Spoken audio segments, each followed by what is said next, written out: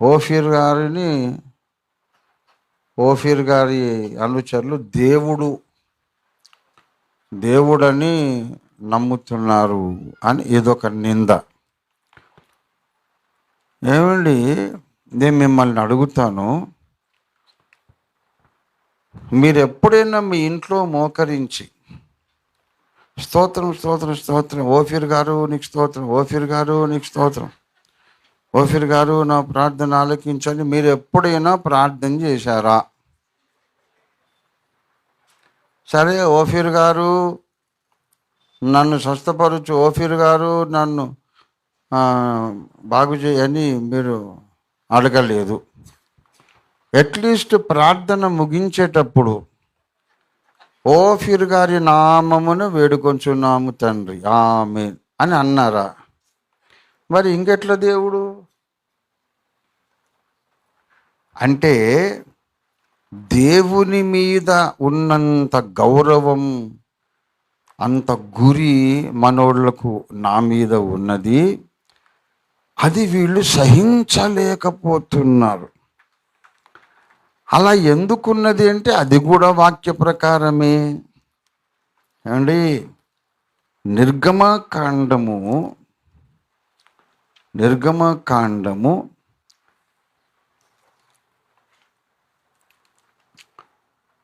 4వ అధ్యాయము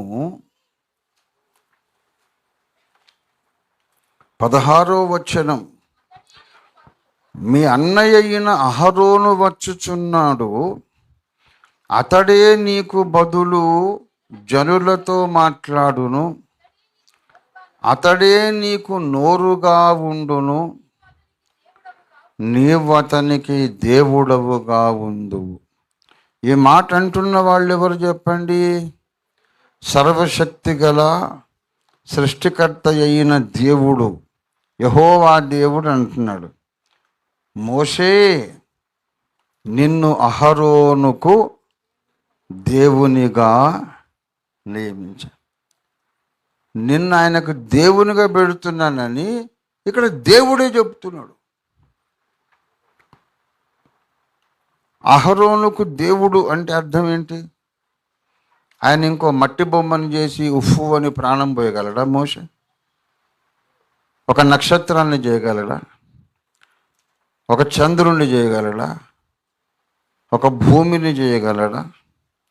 ఏం చేయలేడు. మరి ఎందుకు దేవుడిగా నియమించానన్నాడు? ఇక్కడేమో అహరోనుకు దేవుడు అన్నాడు, మరి ఇంకొక చోట అంటాడు ఏంటంటే ఫరోకు దేవుడు, నిన్ను ఫరోకు దేవునిగా నియమించాను. ఎందుకు దేవుడు అంటే,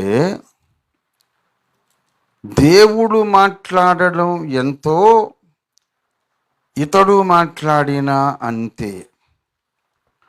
దేవుడు మాట్లాడితే ఎలా లోబడాలో ఇతడు మాట్లాడితే అలాగే లోబడాలి. 7వ అధ్యాయం 1వ వచనం చూడండి. కాగా యెహోవా మోషేతో ఇట్లా నేను, ఇదిగో నిన్ను ఫరోకు దేవునిగా. ఇప్పుడు ఎంతమందికి దేవుడయ్యాడు మోషే? అహరోనుకు దేవుడు, ఫరోకు దేవుడు. ఇట్లా దేవునిగా ఎవరు నియమించారు? ఆదామును చేసిన ఆ దేవుడే ఈయనను దేవునిగా నియమించాడు. అంటే అది దోషము కాదు. ఇక వీళ్ళందరూ, ఈ బైబిల్ స్కాలర్స్ అందరూ వచ్చి, ఏంటి దేవా నువ్వే విగ్రహారాధనను ప్రేరేపిస్తున్నావు, నువ్వే తప్పు చేస్తున్నావు అని అంటారు, అని నరకానికి వెళ్తారు వీళ్ళు. దేవుణ్ణి తప్పు అనేవాడు గ్యారెంటీగా ఎక్కడికి వెళ్తాడు? వాడు పరలోకానికి వచ్చే అవకాశం లేదు. అహరోనుకైనా ఫరోకైనా మోషే మాట దేవుని మాట. ఆ స్టేటస్ దేవుడు మోషేకి ఇచ్చాడు. అంతేగాని మోషే ఆది మధ్యాంతరహితుడు గాడు, లేని వాటిని ఉన్నట్టు పిలవలేడు. మృతులను సజీవులుగా చెయ్యలేడు. ఆయన ఏం సృష్టికర్త కాడు, దేవుని సేవకుడు. కానీ మోషే ఏదన్నా అథెంటిక్గా ఒక మాట చెబితే నోరు మూసుకొని దేవుడే నాకు చెప్పాడు అన్నట్టుగా లోబడాల్సిన అవసరం అహరోనుకున్నది, ఫరోకు కూడా ఉన్నది. I have appointed you as a god for Aaron, as a god for Pharaoh. దేవుని బిడ్డలారా, ఇది దేవుని మాట. ఫలానోళ్ళు మాట్లాడితే దేవుడే చెప్పినట్లు. అది నాకొక్కనికే కాదు, బైబిల్ మిషన్ వాళ్ళు ఉన్నారు. దేవదాసయ్య గారు ఏదైనా చెబితే వాళ్ళకు దేవుడే చెప్పినంత విలువ. మరి బైబిల్ మిషన్ వాళ్ళందరూ విగ్రహారాధకులా? వాళ్ళు యేసయ్య భక్తులు కాదా? లక్షల మంది ఆత్మలు వస్తున్నారు బైబిల్ మిషన్లో, ఎక్కడికక్కడే. ప్రాచీన కాలపు క్రైస్తవులేమో తక్కువ, కొత్తగా రక్షింపబడుతున్న అగ్రకులాలు, శూద్ర వర్ణాల వాళ్ళు ఎక్కువ. మీరు ఎక్కడైనా చూడండి, పెద్ద కాకాని కానివ్వండి, ముద్దునూరుపాడు కానివ్వండి, అక్కడ గుత్తి కానివ్వండి, ఎక్కడైనా బైబిల్ మిషన్ అంటే మీటింగ్ పెడితే లక్షల జనం వస్తారు. అందులో చాలామంది శూద్రులు, కమ్మ, కాపు, రెడ్డి, శెట్టి, బలిజ అందరూ వస్తున్నారు. వాళ్ళ మాటకి దేవదాసయ్య గారు ఇలా చెప్పారని చెప్పుకుంటారు. దేవదాసయ్య గారి పాటలే పాడతారు. కానీ ప్రార్థన ఎవరికి చేస్తారు? అన్ని లక్షల మందిలో ఎవరు కూడా ప్రార్థన చేసి మోకరించి స్తోత్రం స్తోత్రం దేవదాసయ్య గారు, దేవదాసయ్య గారు మమ్మల్ని రక్షించు అని అడుగుతారా? అసలు అడగరు. మా తండ్రి గారని ఆయన గురించి మాట్లాడతారు.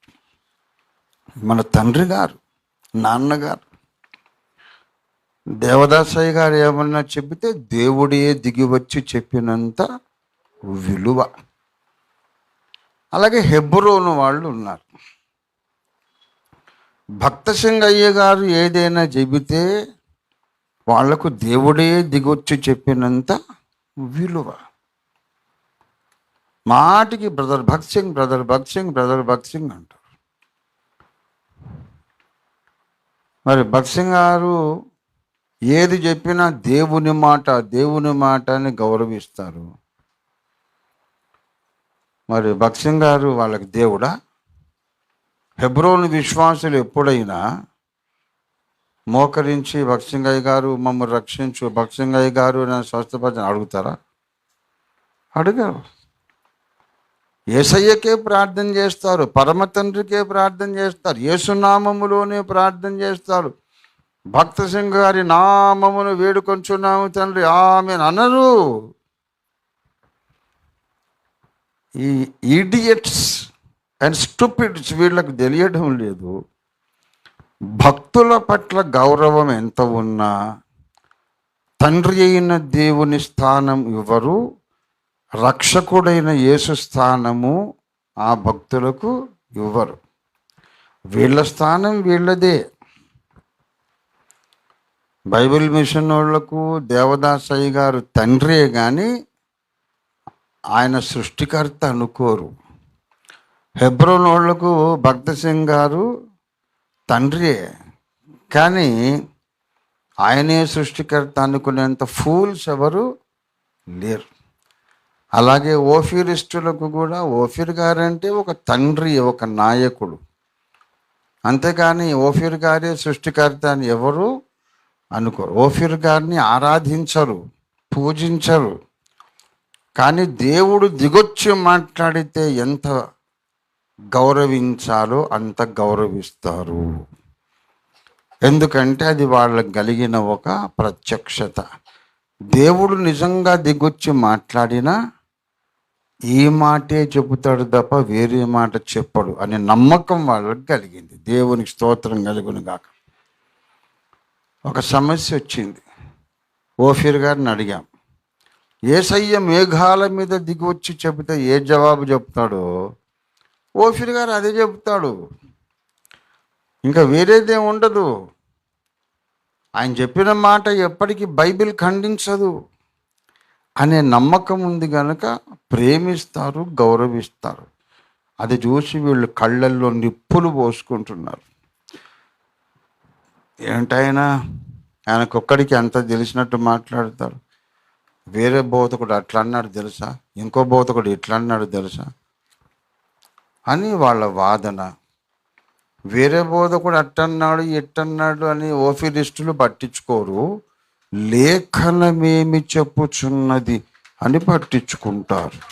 దేవునికి స్తోత్రం కలుగును గాక.